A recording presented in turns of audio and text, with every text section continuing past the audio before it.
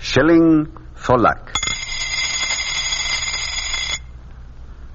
This is a broadcast about Englishmen and Americans.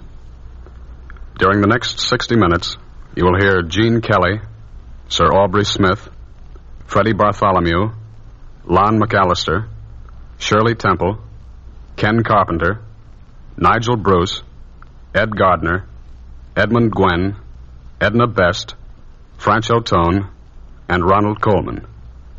This is a presentation of Armed Forces Radio from the United States of America. Shilling for luck.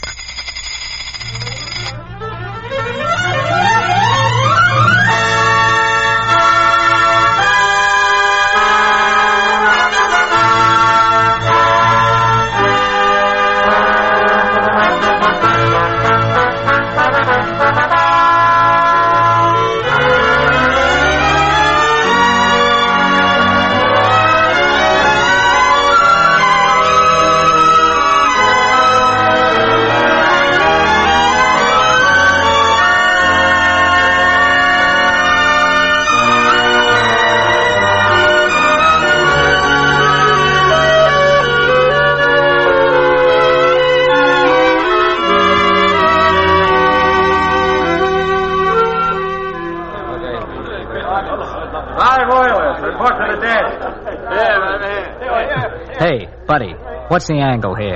You just wait your turn, that's all. How long you been waiting? A little over 2 hours. It don't take long. You'll probably be called right away. We older fellas sometimes have to wait around a bit. I don't go for this sitting around. They want me okay. If they don't, the devil with them. This is the first time you've signed on, eh? Here, yeah. I've been shipping all my life. On the lakes. This is the first time I took a jab at the Atlantic. How come? Well, they keep yelling about how they need merchant seamen. 3 stokers needed. 3 stokers. Who cares about the black gang? Why don't they call out for some ABs? Just bide your time. Say, we might as well get acquainted. My name's Bill Thorpe. And I'm Simon. Jeffrey Simon. Glad to know you. My pleasure. Where you from? Liverpool? Hey, are you kidding? So am I. That's so. You don't sound like an Englishman. I'm not. I'm from Liverpool, Ohio. What street you live on? I come from Liverpool, England. There's 2 of them? Hey, they can't do that. My old man's in the Chamber of Commerce. He'll sue. Mr. Thorpe, I suspect that the British Liverpool has a slight priority over the Ohio Liverpool in the matter of age. And if there were any suit involved, I'll wager it'd be t'other way around. Who cares? It's a big world. There's room for 2 Liverpools. I don't care. That's generous of you. One able-bodied seaman. Hey, that's me. Here. Not wrong with that service. They must have realized who I am. Nobody keeps Bill Thorpe waiting. Oh, bosh. See you in Liverpool. You call for an AB. Okay, sign on here. You're shipping on the Laird's Glen from Pier 24. Report on shipboard at 6 tonight.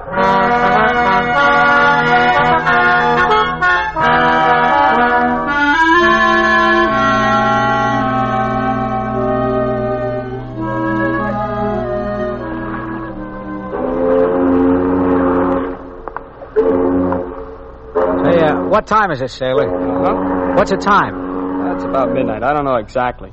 Oh, thanks, pal. Good night, sweetheart, till we meet tomorrow. Good. Do you have one? What?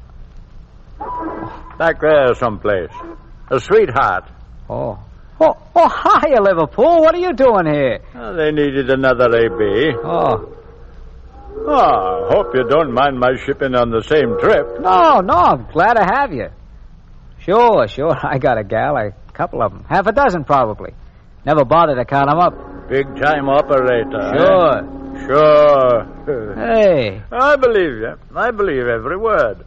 Once I leaned on a ship's rail here in New York Harbor, very much as we're doing now, and listened to a young American seaman tell me that he had as many girls at home as there are lights on Manhattan Island, with a small section of Jersey thrown in. That's a lot of malarkey. I believed him.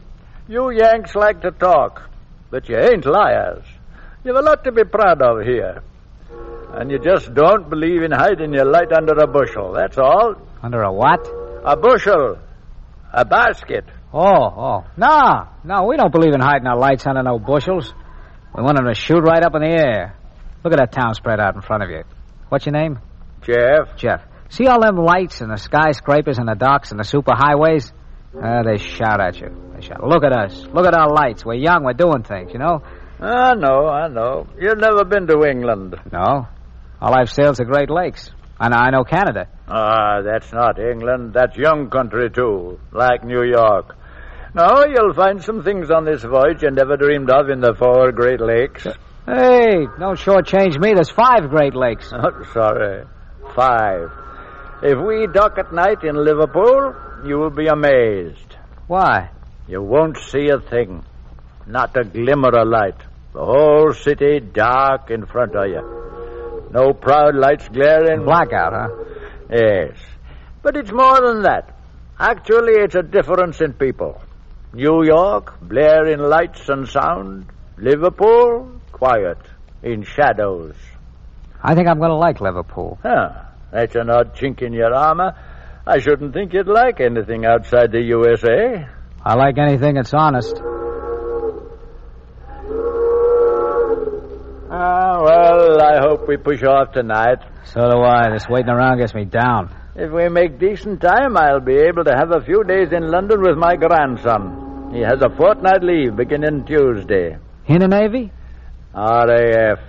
Gunner in a de Havilland Mosquito. He has 3 ME 109s to his credit. And 4 more probables. Oh, a regular Sergeant York. Well, let's see it. See what? The picture. You got a picture of him, haven't you? Oh, yes, I do. Right here in my pocketbook. He's a fine lad. Yeah, he's a good-looking kid. His name's Herbert. Bart, we call him. He'll be 20 next month. I do hope we get to London in time for me to see him. Where's he stationed? At an aerodrome up in the north somewhere. They keep him rather busy. Say, what's England like? Oh, that's a silly question. What's America like?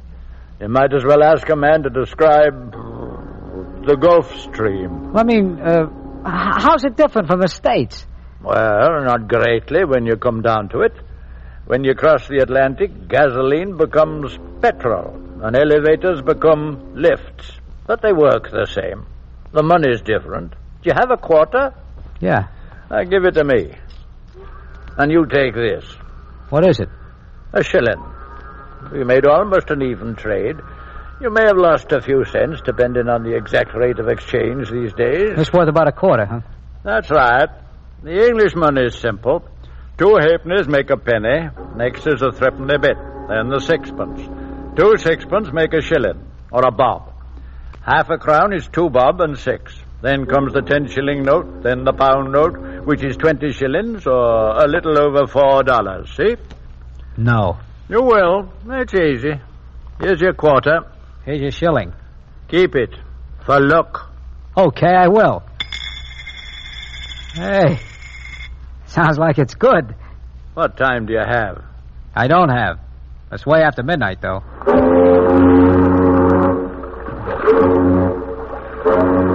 Hey, we're moving. In another hour, the Empire State Building will be hiding from us, behind the bulge of the earth.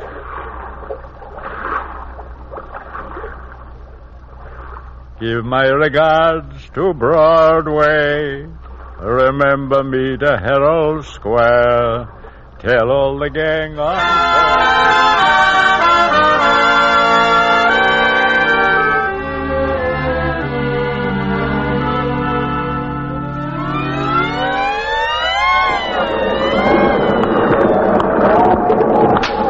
Oh, what a night. What's the matter, Thorpe? You getting green again? You never had weather like this in the Great Lakes, did they, Billy boy? Hey, you can't see 20 feet in front of you. Hey, who's my relief? Let me see. Oh, Jeff Simon. Oh, gee, I hate to see old Granddad have to stick out a watch in this weather. He's a tough old baby. Yeah, I know. Well, only 20 minutes more. I gotta go back on top and count the submarines. Easy does it.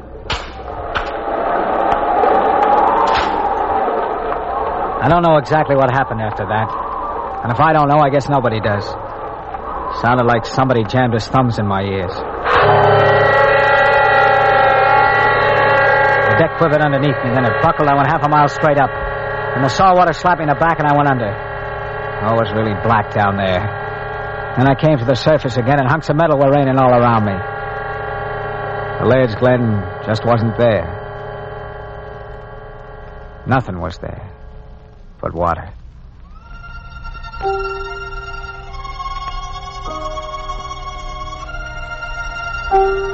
May have been a torpedo. Maybe some of the junk in the hull got loose and slid into something else. We weren't carrying duck eggs down there. Or maybe we rammed something in the dark. Anyway, there was an explosion that blew me out of my pants, and I was floating in a very large ocean hanging onto a very small stick of wood that probably got blown off one of the davits.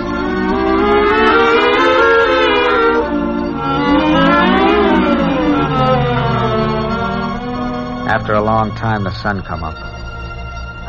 Not like thunder, but like Tony Galento rolling out of bed on the morning after he got his ears cauliflowered at the garden. Oh, it seems like a big ocean when you're on the deck of a freighter. But when you're up to your neck in salt water, there's no word to describe how big it is. There was nobody else around. No floating junk or anything. Just salt water.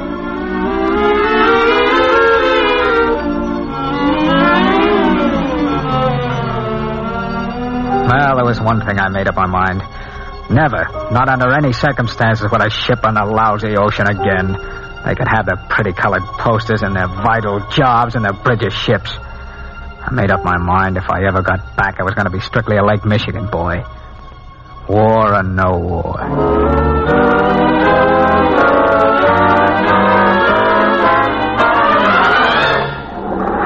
What's the matter with you, Jakes? Help him up. Yeah, come on, give us Help a him, hand. Thanks. Geez, that guy really looks... No, brother. How long were you floating, mate? I don't know exactly. I lost count. Don't heckle him, you guys. Come on, sailor. You better get some food and see the dock.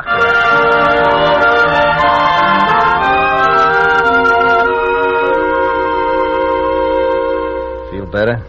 Yeah, a lot better. And that's the whole dope, huh? You don't know what hit you, you don't know what really happened. No. Hey, wasn't anybody else picked up? Not by us. Radio hasn't heard anything. Looks like you're the sole survivor. It's a lucky thing we ran into you. Yeah. Gee, I'm lucky, all right. You know what the chances were of finding you in that pond? I'd hate to bet on a horse with odds like that, I'm telling you. And you have any papers, any identification, any valuables? No, I keep that stuff in my pants pockets. And you can see what happened to them. Yeah. Hey, feels like there's something in this shirt pocket. Let's see. Oh. You English? No, never been to England. A guy gave that to me the night we sailed. For luck. Well, that shilling brought you luck, all right. Is that all you got? That's all. One shirt, 1 shilling. Hey, look, Gleason's digging you up some clothes. I'll loan you some dough till we hit port. Then the guys at the NMU will put you on your feet again. Doc says you'll be shipshape by the time we get into port. Oh, brother, will it ever be good to see little old New York again? New York, nothing. We dock in Southampton.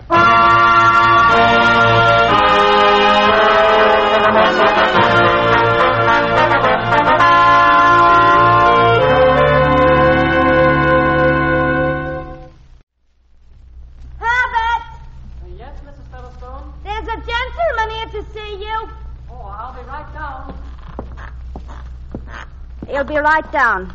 Make yourself comfortable. Thank you, ma'am.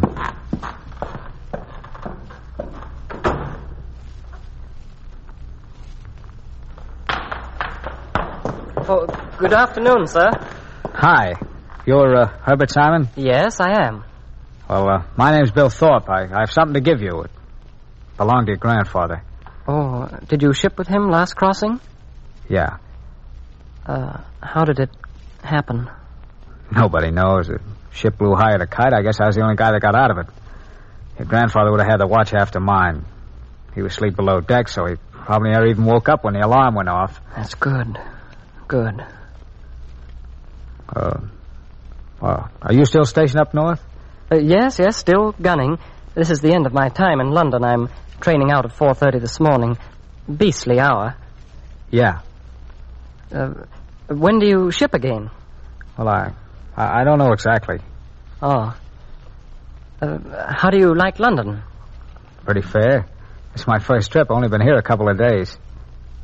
I'm sorry to see so much of your town got knocked around. We'll build better next time. Yeah. Well, I guess I'll be shoving off. Well, I hope you have a quieter time on your next crossing. Thanks. And good luck to you and the Messerschmitts. Just wish me the luck. Never mind the Messerschmitts. Oh, well, say, I almost forgot to give you this. It was your grandfather's, really. He gave it to me just when we were leaving New York. Well, that's very kind of you. I have almost nothing of grandfather's. It would be good to have something that belonged to him. Well, this isn't much. Here. But this is nothing but a shilling. I think it's more than that, kid. Your granddad gave it to me for luck, and the way I figure it, well, it just saved my life, that's all. That's strange. It looks just like any other shilling. Well, it ain't, believe me. Hang on to it. I shall. Goodbye, Mr. Thorpe. So long, kid. Heads up.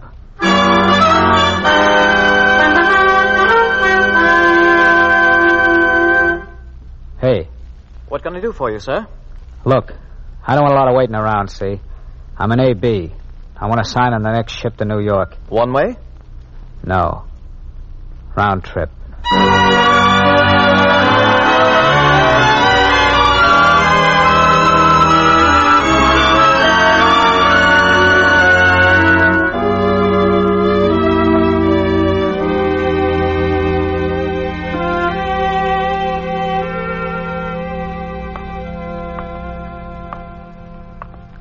Where the devil am I? Not even a street sign. Better douse that lucifer, Yank. Huh? Out with the light, bud. Oh, sure. Gosh, I think I'm lost. Which way is this Rainbow Center or corner, whatever it is? Well, I'll walk you there. It's not far. Oh, thanks. But don't go out of your way. Oh, I'm not going anyplace. I'm just walking. My name is Underwood. Oh, I'm Bart Simon. Glad to know you. Same. RAF? Right. You Air Forces? No, engineers. We just got over here a month or so ago. Do you guys really live in the dark over here? Yes, it's quite tiresome. But you get accustomed to it. We'll probably all have to wear dark glasses when they switch the street lamps on again. I doubt it. What's this Rainbow Corner like? Well, I've never been inside. It's right on Piccadilly Circus. It's where all the Yanks hang out. A big canteen, I presume. Entertainment? Well, I don't know much about it. You see, I'm not stationed here in London. I'm up in the North Country most of the while. Oh, you're on furlough? Yes, my leave's up at 4:30 this morning. I've got to be on the train to get back to the old grind.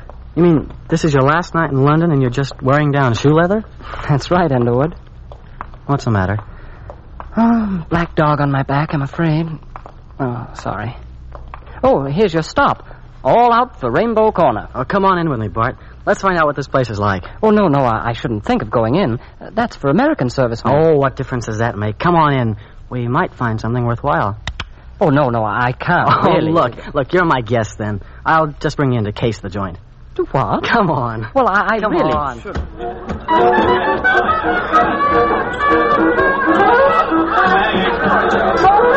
Hey, not bad. Sort of reminds me of Service Club number 3 back in dear old Camp Crowder, Missouri. I say, this is rather nice, isn't it? Let's see what's cooking, huh? Cider and donuts, soldier? Sure, for 2, please. Here you are. Hey, careful, Bart. Righto. Down the hatch, Tommy. Here's 2, Yank. I say, this is delicious. Is it intoxicating? Not unless it stands around too long. Don't you like the donuts? Well, frankly, old boy, I've never been able to develop a taste for the American donut. Somehow it always tastes to me like sawdust wetted down and baked in a slow oven. Well, give them to me then. I'll eat them. Hey, get a load of that blonde. The one in the blue dress? You think she's attractive? Brother, you aren't just a woofing. I think she's a bit on the bright side. That's the way I like them, bright and cute. I gotta meet that gal. But she's a complete stranger. How do you go about it? Through a mutual friend? Who wants a mutual friend? Here's the way we do it back home.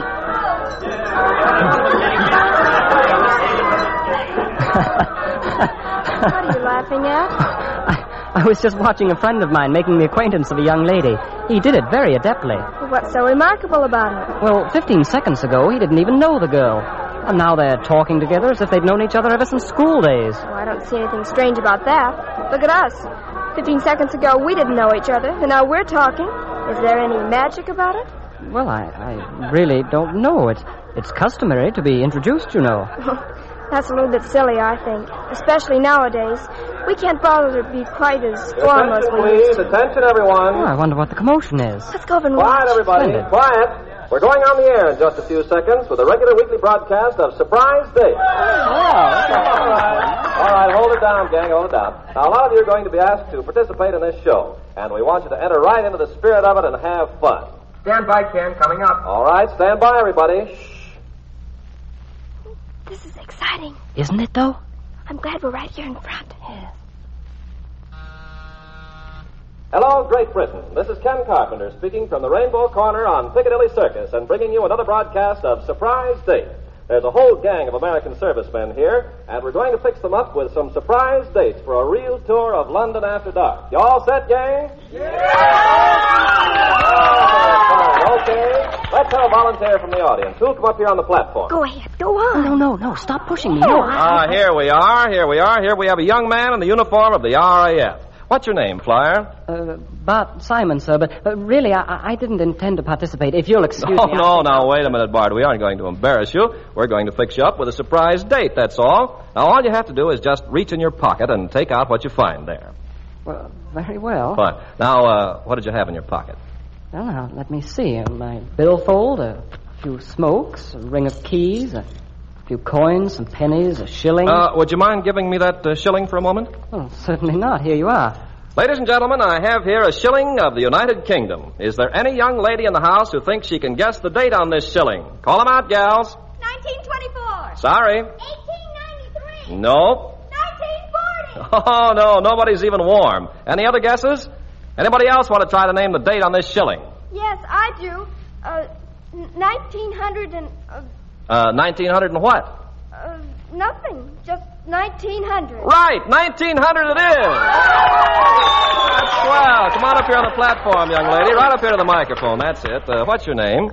Rita Nelson. Where are you from, Rita? My home's in Illinois. Carmi, Illinois. Mm-hmm. Well, what are you doing over here? Well, my father's connected with the OWI. That's fair enough. How did you happen to guess the exact date on that shilling? Well, I just thought terribly hard, and it came to me.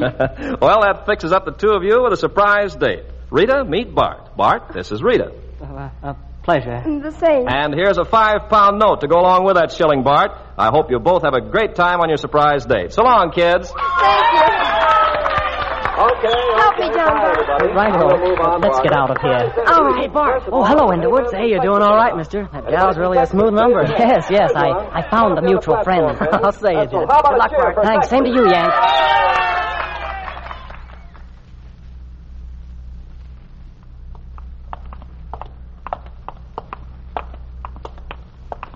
Hello. Hello.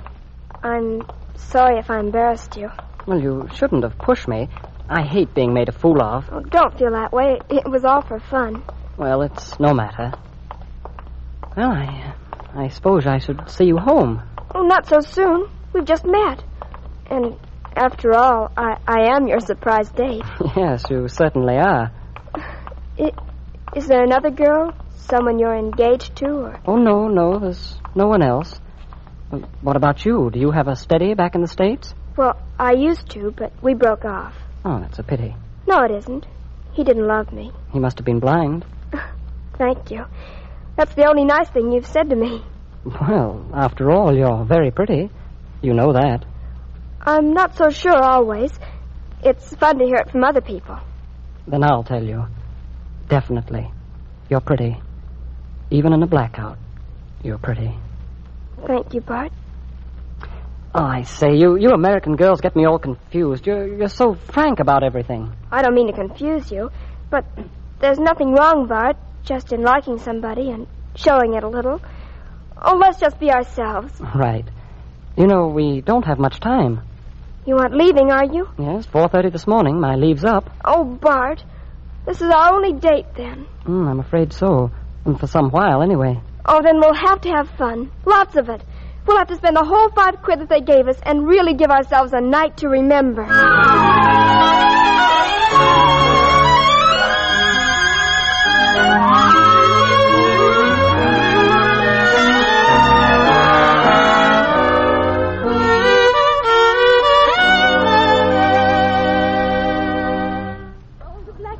Has me in its spell. that old black magic that you weave. Oh, I'm full. I've never had so much to eat since I graduated from high school. That's the way I feel. It's rather a rare sensation these days. I suppose it's wrong of us.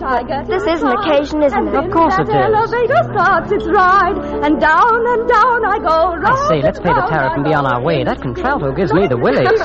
Me too. Let's go. L'addition, monsieur. Oh, thank you. Oh, I say, this precious little left of our $5. We should have gone to Lyons. Oh, I don't care. It was fun. And we won't spend another penny all evening.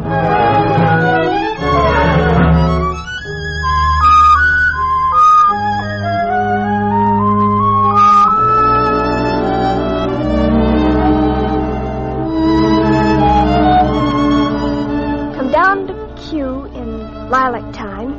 In lilac time, in lilac time. Come down to Q in lilac time. It isn't far from London. Then what? I've forgotten. So have I. Well, the general idea of the poem was to come to Q in lilac time, and here we are. So I presume the poet is very happy. I'm glad the moon came up. A chunk's fallen out of it. It doesn't matter. They always patch it up again. The gardens look strange in the moonlight. All the leaves are white instead of green. This is the way the public square used to look back home in Illinois after 2 o'clock when the street lamps went out. Then the moonlight shone on the grass and flowers, just like this, only not so grand. My grandfather used to take me here on Sunday afternoons when I was a youngster. He used to say, now, on the left are the botanical gardens, and on the right are the greenhouses containing tropical plants not indigenous to these climes. I'd like to meet your grandfather. He passed away last week. Oh, I'm sorry. That's all right. He was in the merchant fleet. Do you know something? What? Grandfather introduced us, really. The shilling. It was his, a luck piece, and you guessed the date. Oh, I love your grandfather dearly. You know, I have a splendid idea. Come on, Rita. We have an errand to do.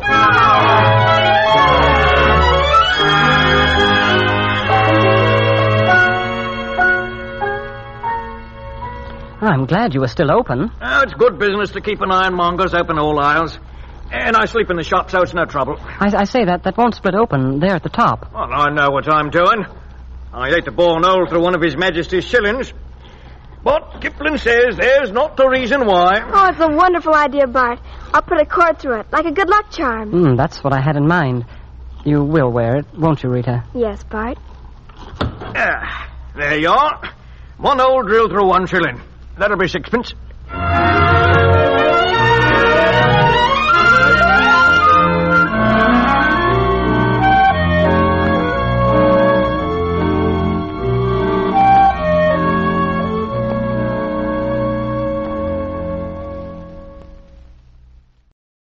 But they could play baseball here, couldn't they? Oh, I suppose so. The fields look to be about the same size. And when the big cricket matches are on, I suppose these stands are full of people. Jam-packed. You can't buy a ticket for love nor money. Oh, I like it this way, with just us. It's much better. Bright moon. Is there a chance they'll be over tonight? I doubt it. Too much light. Are you cold? Not when we're like this. This is crazy, and I've only known you a few hundred minutes, and we come from opposite sides of the world, and we may never see each other again, but I love you with all my heart, and I think I always shall. You don't even know what I look like in the sunlight. Yes, I do. I have freckles. I love freckles. I think your grandfather was a very great man. Do you know what I'm thinking? Yes. Don't say it, Bart. There will be a warm noonday and a place for all the thoughts and all the words. Good Lord. What's the matter? It's 4:10. My train leaves Waterloo at 4:30.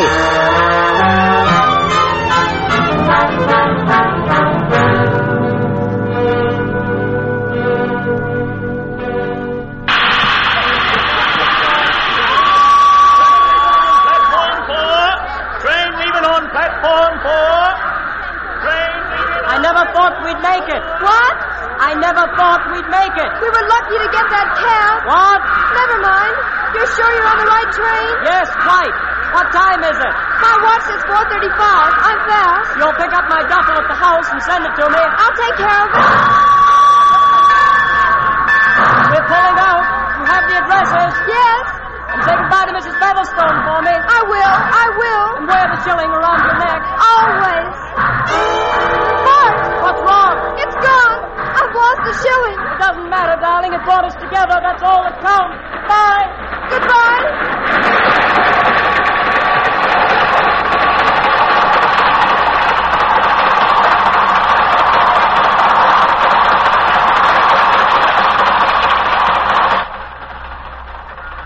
Goodbye, darling.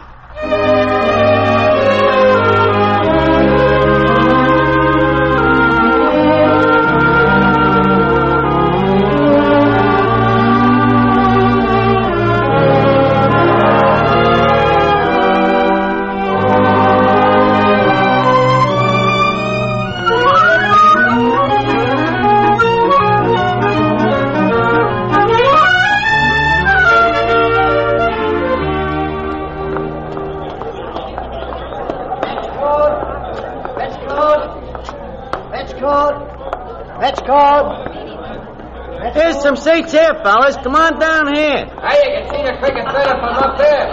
Ah, nuts to you. Excuse me, mister. Hey, Moolah. Just a moment, young man. I saw that shilling first. Belongs to me. Just a minute, Bud, but I happened to grab it first, so it belongs to me. I would have been here first, but I had to climb over a number of spectators in order to reach the seat.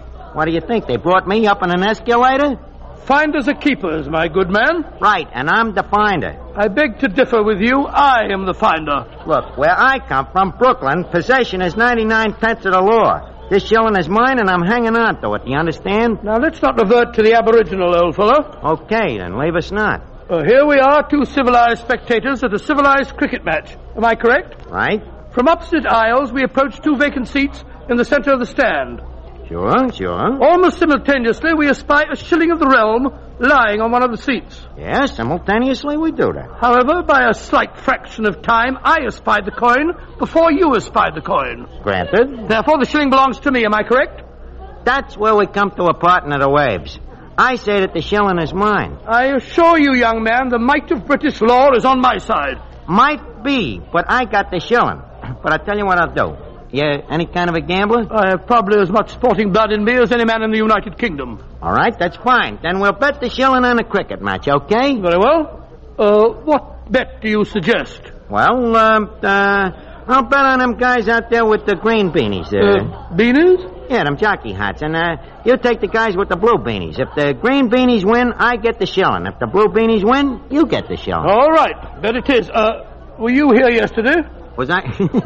No, brother, no. Well, I think it's only fair to tell you that Australia only made 233. 200... that's all, huh? Which makes the odds approximately 5-1 against the, what you call the green beanies. 5-1? Okay, then you pay me 5 shillings if the green beanies win. 4, in addition to the one that we discovered. Yeah, that's right. By the nuts, my name is Orville Smith, PFC Artillery. I'm from Brooklyn. Oh, how do you do, Mr. Smith? I'm Major Townsend, Highland Light Infantry, retired. Oh, it's mutual. Hey, what a funny-looking shilling. But I say, it's not counterfeit. Don't think so. No, it's good, but it's got a hole in it and a string through the hole. Except the string is broke. Well, perhaps it's some kind of good luck charm. Yeah, could be. Hey, what's cooking down there? Play's about to begin. Oh. Them 2 blokes coming out are the opening batsmen. Look, Major, what is them sticks for? Can't they afford to catch it? Those are the wickets. Oh, yeah. Look. Oh, nice drive to the boundary. Well played, sir. Well played. Very good shot. Yeah. Attaboy, sir. That's knocking it out of the lot, sir. Attaboy, DeRoche. I say, contain yourself, old boy. It's very bad taste. A little more restraint, if you don't mind. Steady, old man, steady. Look, what's the matter? That's the way we do it in Abbott's Field. Well, it's not the way we do it over here.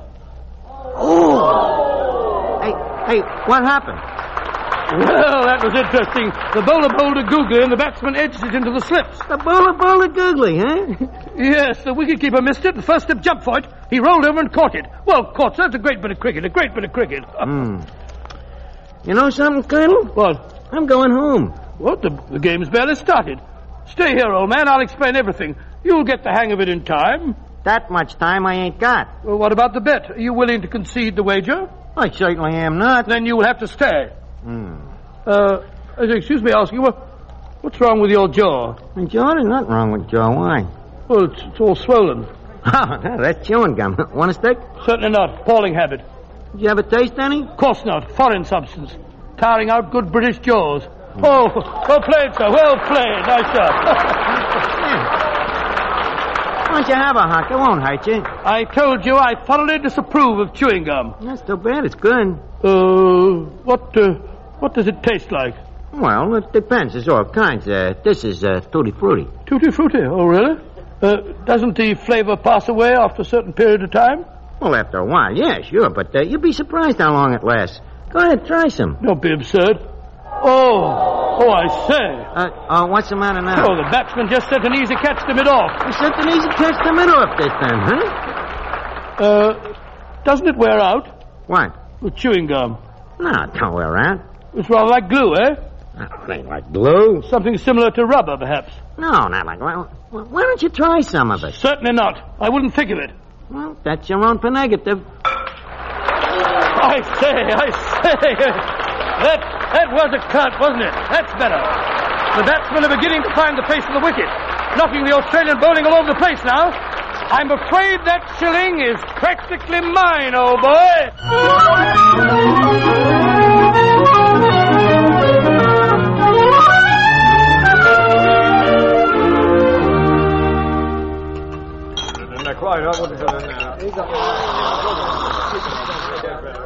I can't understand it. England only had to make 233. They were 147 for one wicket, and then the entire side collapses. I just can't understand it. I could tell them guys in the green beanies look good. Besides, this Shilling is good luck. You know. Well, it's yours now, old boy. And here's 4 more to go along with it. Thanks. Maybe this will learn you not to tell an expert who's going to win a cricket match, General. Here are your drinks, gentlemen. Double gins and tonics. Wait a minute. This round is on me. You took the last round. And never mind paying now, Governor. You can settle that when you've finished. Well, that's fair enough. Another round after this, old man? Sure. Another round after this, barman. Very good, sir. I say, I can't understand it. All out 193. The entire side collapsed. Look, that was nothing compared with what happened at Ebbets Field. Where? Ebbets Field, a little cricket ground in Brooklyn. It was one afternoon in the 1941 series with the Yanks and the Dodgers, you see. The Dodgers is up. Moore, who is a very mean man with a curve... Oh, really? Yeah, really. Moore is pitching for the Yanks, see? Excuse me, Governor. Is this American baseball you're speaking of? It ain't croquet. Well, I'm very much interested in American baseball. I'm quite a fan. Oh, a fan? Well, then pull up a chair and bend an ear. Yeah. Well, it's the last of the night, see, and it's 3-2 against Brooklyn. Pete Reeser has just fired out to center field. That's 1 out. Then Dolph Camilli goes down swinging. Then Ducky Medwick comes up to the plate. And, you know, Ducky is one of the best hitters in the game. No, I disagree. Joe Gordon of the Yankees is a much better hitter than Medwick of the Dodgers. You're out of your mind. Gordon can't bat 247. I beg to differ. Gordon can hit very nearly 300. My good fellow, if my friend here says that Gordon can't bat 247, then Gordon can't bat 247. It so happens that your friend here, sir, is very much prejudiced on behalf of his own team, the Brooklyn Dodgers. No doubt one of the finest teams in America. Oh, I beg to point out that even natives of Brooklyn refer to their own team as dem bums. Watch your language, sir. I'm sure that only a native of Brooklyn is entitled to call dem bums dem bums. Look, fellas, if you don't mind... You realize that the Dodgers have never had a hitter to compare with DiMaggio of the New York Yankees? The Yankees. There's a team for you. Rubbish. The Dodgers can outbat, outfield, and outbowl the Yankees any day of the week, including Sunday. Well, you don't know what you're talking about. That finishes it. I shall never enter this public house again. Hey, look, fellas, after all... How much do we owe you, my good man? The bill is exactly 11 shillings and sixpence. Robbery, but worth it to get out of this polluted air. Oh, good Lord, I left my pocketbook in my other trousers. I've only got 5 shillings on me. How much have you got, old boy? Let's see here. I got 6 shillings, and the one we found. Sorry. Barman, we can only pay you 11 shillings, which is ample, considering the quality of the beverage served. The bill is exactly 11 shillings and sixpence. If you can't pay, I shall be forced to summon higher authorities. Oh, dreadfully sorry, old man, but you'll have to part with a lucky shilling, old boy. Okay. Here you are, mister. I thank you. Look here.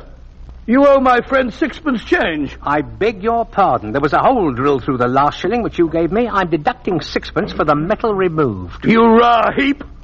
Come along, old man. Let's get out of here. Okay. I say, I'll have some. Huh? I say, I'll have some. Some what?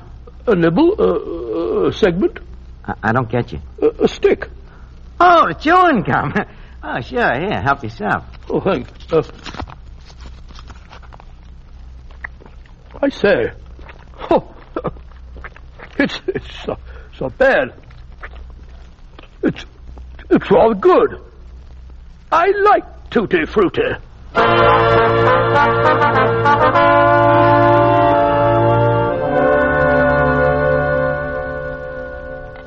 The bowler takes the holding, he slips the slog gurgling, and the batsman edges it into the switch on the seam.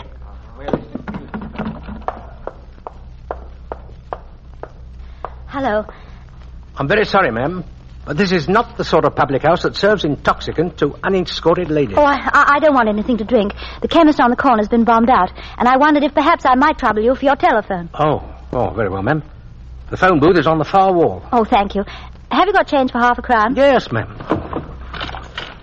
There you are. 2 and 6. Oh, just a minute. This shilling's got a hole in it. The perforation is nothing to be concerned about, madam. I assure you it's legal tender. Oh, very well.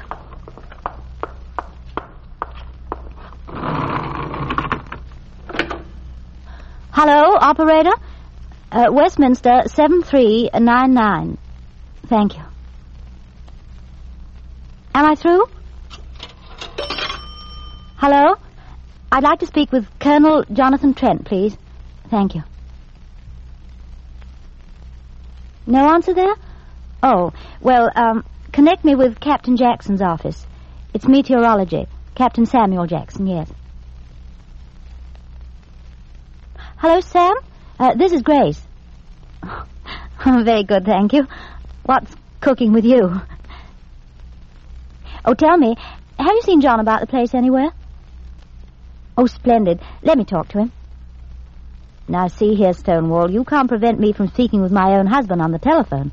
Moreover, he outranks you. Oh, I'm calling from a pub somewhere in St. John's Wood. No, of course I've not been tippling. I assure you I'm not drunk. Will you please stop being impudent and summon the Lord and Master? Hello, darling. Of course I'm not. When will you be home for dinner? Oh, no, darling, not at all. What, not Sam either? Well, what's going on down there? Oh. Oh, it's all right. Dinner wasn't going to be very good anyhow.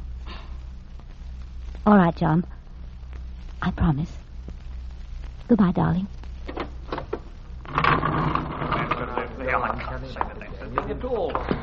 Oh, Thank no. Don't mention it, ma'am.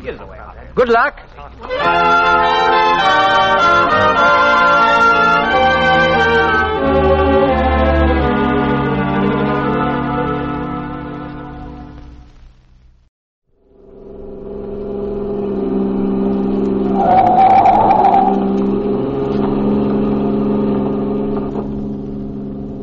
I don't like the way this driver negotiates corners. Why, what difference does it make? Well, after all, Sam, there is a blackout, and that calls for some caution. I'm telling you, we got the only staff car in the British Isles equipped with a seeing-eye driver.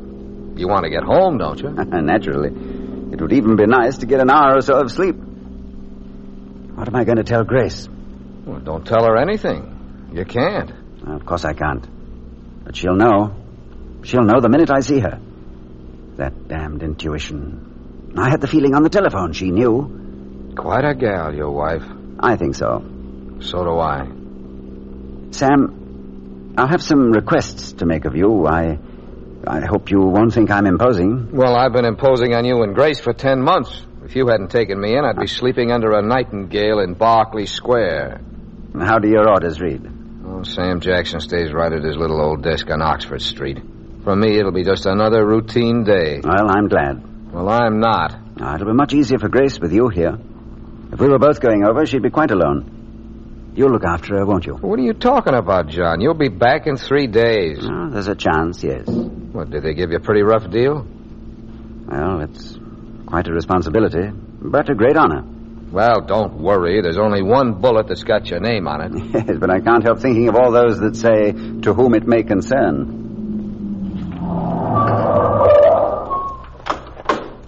After you, Colonel. No. Go ahead, Sam. I'm sorry. I have to observe strict military protocol. Colonels before captains. Only in months with an hour. Good night, driver. Good night, sir.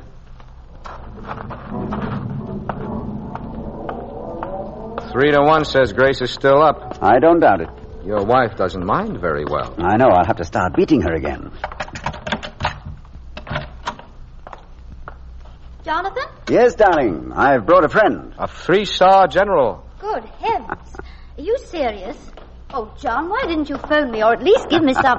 It's no one but Sam. The immortal captain. You know, someday you are going to come home with a 3-star general, and I'm going to meet you at the door in a pinafore. It will be very charming. I'm sure he'll like it. What's wrong? Now, darling, I asked you to go to bed. I did. But it was terribly dull, so I got up again to wait for you. You must get your sleep now. But so must you. Oh, darling, something has happened.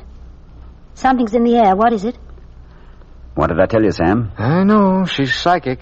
Grace, I've been given a special assignment that will take me out of town for a few days. John. Oh, it's nothing to worry about. Really. Is Sam going too? No, I'll be hanging around, jumbling up weather communications. When do you leave? Well, this will be my last night at home. Oh, darling. Well, I guess I'll trundle off to bed. I gotta count my laundry. Good night, kid. Good night, Sam. Good night.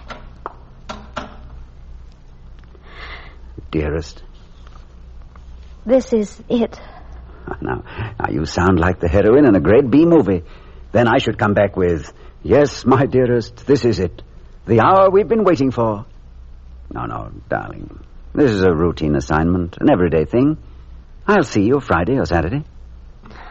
You know, I'm glad Sam's going to be here. It would be terrible being all alone in the house. Yeah, Sam will be here.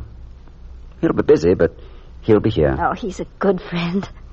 I'll never forget how furious I was when you told me he was coming to live with us. I couldn't bear the thought of taking in boarders. Oh, as if Sam is a boarder. He's in love with you, you know. I know. Would you call it a triangle? Oh, it's a very nice triangle, with rounded corners and no sharp edges. Did you know that I'm in love with you? Are you? Violently. I've some news for you, Colonel. Yes? I'm in love with you. Oh, John, I'll pray for you every hour of every day. That will help very much. Oh, and I've got something for you. It's in my handbag. Here. I found this in my change today. I want you to have it. Oh, it's just a shilling. Oh, it's not just a shilling. It has a hole pierced through it. Yes, so it has. I think someone must have worn it for a luck charm. And it works. Well, how do you know? Well, as soon as I had that coin in my purse, I stepped onto the street and a cabbie said, "Taxi, Mum." Do you know that's the first time I've found a cab when I wanted one since the war began? Well, there's no question about it. It's an enchanted shilling. I shall be safe as Achilles. Keep it close to you. I'll wear it with my identification. Be careful, John. Remember what the wise man said. This too shall pass.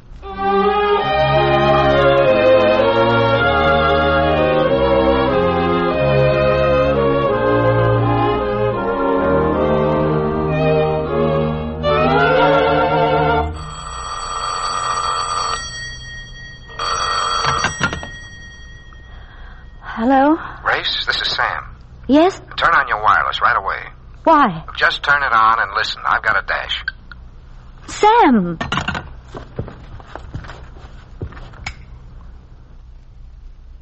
cannot speak definitely as yet. Thus far, all reports are of Nazi origin. There has been no confirmation of the landings by Allied headquarters. Oh. However, as soon as there is confirmation, we shall advise the listening audience. Oh, I've just received word to switch over to a point of remote control. Why can't they hurry? Under the command of General Eisenhower, Allied naval forces, supported by strong air forces, began landing Allied armies this morning on the northern coast of France. John. The communique will be repeated. Under the command of General Eisenhower, Allied naval forces, supported by strong air forces, began landing Allied armies this morning on the northern coast of France. This ends the reading of communique number 1 from Supreme Headquarters, Allied Expeditionary Force.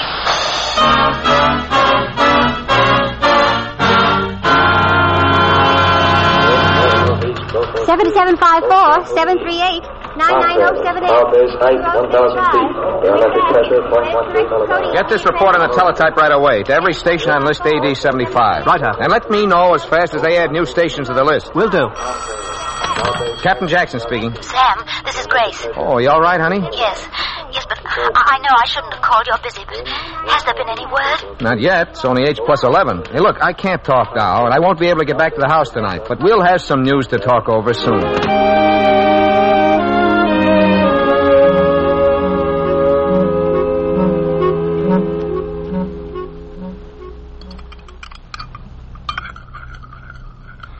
But there should be some word by now, shouldn't there, Sam? I'll take a refill on the coffee if you got some. Of course. Yeah, there should be some word by now. There should have been word in 48 hours. But it's been twice that long. Why the devil didn't they send me instead of John? But no, I gotta slug it out on a teletype while he's... What is he doing? I guess there's no harm in telling you now. John was assigned to lead a regiment of airborne troops who dropped inland, quite a ways up the Seine Valley on the road to Paris. It was a feint, trick move to make the Jerrys think we were going to strike straight for the capital. There was almost no chance that his gang could hang on until the beachheads consolidated, you know. But John was to cut back, fast, with any information he could get about deployment of German troops. There's been no word. Well, there was word. They were in touch with him by radio for 8 hours. Then, clunk. Not a tinkle. Are you sure? It looks bad, lady. Oh, it's not fair. You're right. I used to say all's fair in love and war. That's cockeyed. Nothing's fair in love and war.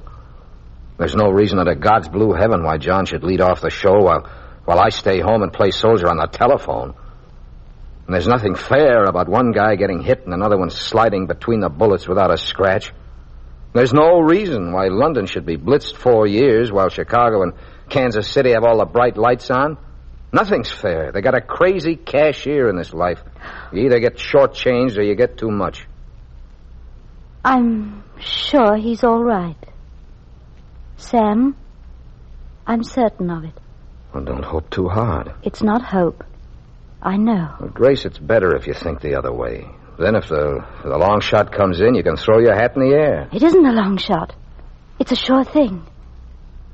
Sam, you know, I'm rather psychic about some things. Yeah, I know.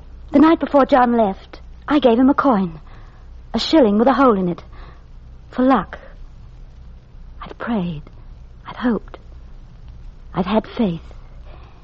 And the shilling was somehow extra insurance. But now, I'm certain it'll bring him through. That's asking an awful lot on one lame shilling. Lady, I hope you're right.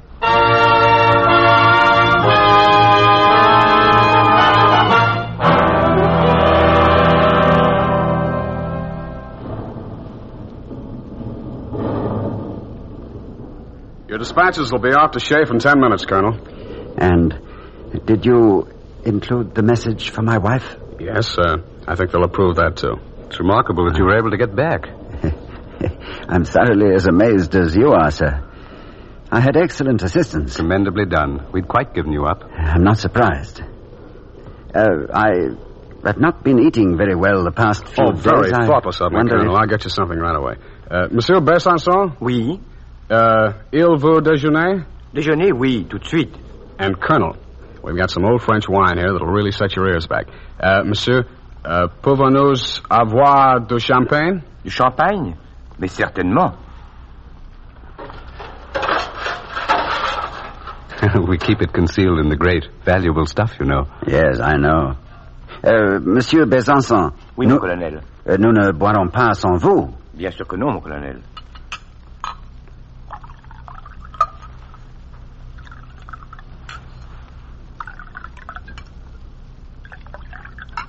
Maybe you'd like to offer a toast, Colonel? Yes, I would. To all free men. Hear, hear. I'll buy that.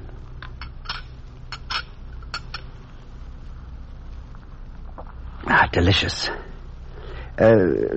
Monsieur. Oui, mon colonel. Pour le service.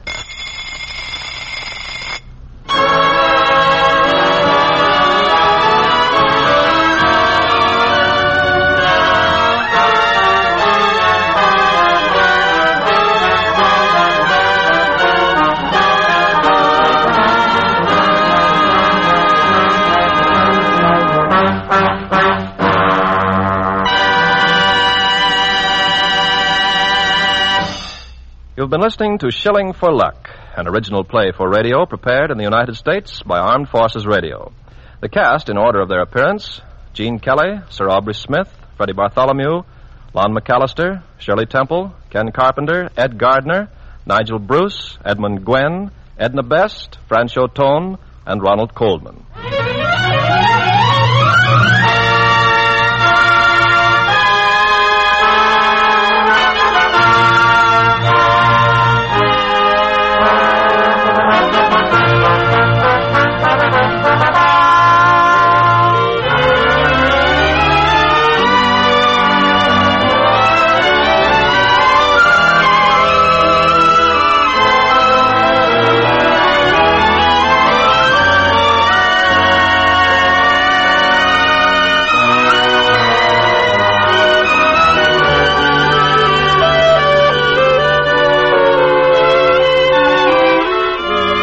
This is the Armed Forces Radio Service.